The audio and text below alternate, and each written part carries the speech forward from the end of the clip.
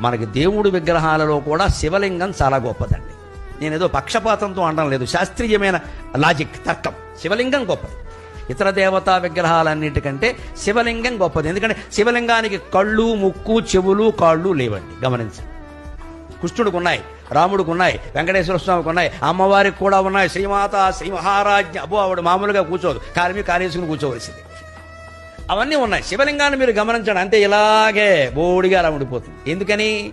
అన్ని మీద నీళ్లు పోసినా జారిపోతాయి, పాలు పోసినా జారిపోతాయి, క్షీరాభిషేకం, తేనె పోసినా జారిపోతుంది, మధువుతో అభిషేకం, పళ్ళరసాలు పోసినా జారిపోతాయి, అన్నీ జారిపోతాయి. అంటే శివుడు ఏం చెబుతున్నాడు? నీ ఆత్మస్వరూపం ఇవన్నీ వచ్చాయి జారిపోతాయి, వచ్చాయి జారిపోతాయి, వదిలేయి వదిలేయి వదిలేయి. మాట వచ్చింది పోతుంది, చూపు వచ్చింది పోతుంది, వినికిడి వచ్చింది పోతుంది, స్పృహ వచ్చింది పోతుంది, అన్నీ పోతాయి. లింగం రూపంలో, శివుడు రూపంలో నువ్వు ఒక్కడవే మిగులుతావు. అదే చిదానంద రూప శివోహం శివోహం.